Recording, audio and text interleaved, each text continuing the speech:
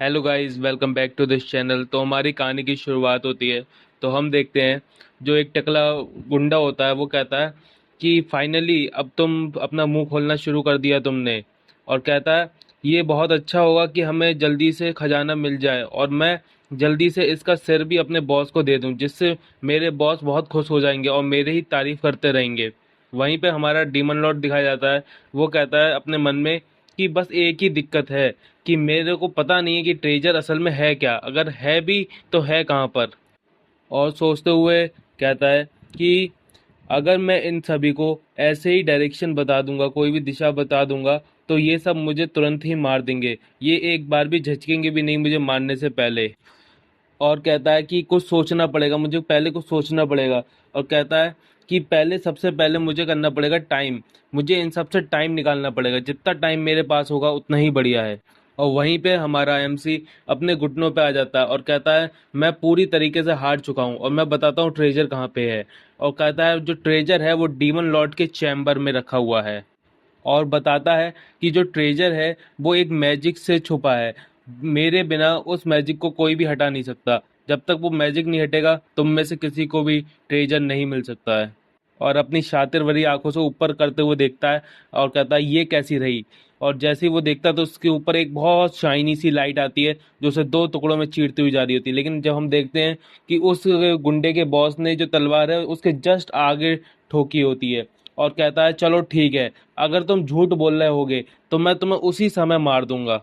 और जो हमारा डीमन लॉर्ड होता है वो ऊपर आंखों से देखता है और कहता है हाँ मैं समझ गया। और वहाँ पे जो सारे गुंडे होते हैं वो बहुत खुश होने लगते हैं कि उन्हें अब बहुत सारा खजाना मिलने वाला है। और जो हमारा गुंडों का बॉस है वो कहता है चलो अब हम सब लोग डीमन लॉर्ड के चैम्बर में चलते हैं, अब हमें बहुत सारा खजाना मिलने वाला है। और वो लोग बहुत खुश हो रहे होते हैं। वहीं पे हमें अपना डीमन लॉर्ड दिखाया जाता है और वो कहता है अपने मन में सोचते हुए कि चलो मैं पहली रुकावट से तो पार कर गया, अब मैंने इन्हें अपनी बातों में उलझा लिया है, तो अब असली बैटल शुरू होगी।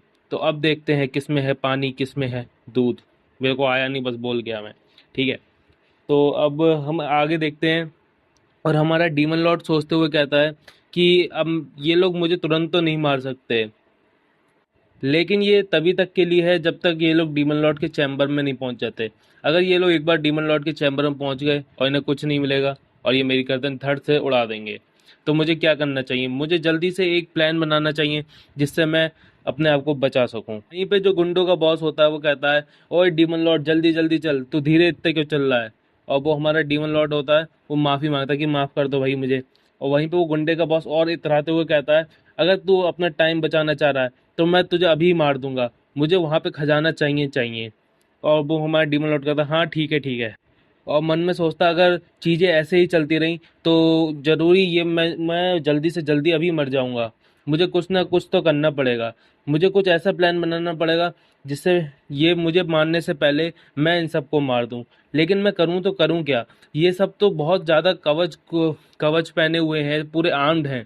अब मैं कैसे इन्हें मार सकूं? क्या मैं कुछ चीज़ इस्तेमाल कर सकता हूँ? और वो सोचता है अपने मन में मैं क्या कर सकता हूँ। अरे हाँ, उसे याद आता है ये तो डेंकियन का कैसल है ना, यहाँ पे मेरे को कुछ ना कुछ तो मिल ही जाएगा। और वो अपने दिमाग में जोर डालते हुए कहता है यहाँ पे एक मॉन्स्टर रह गया था, क्या वो मॉन्स्टर अभी भी है?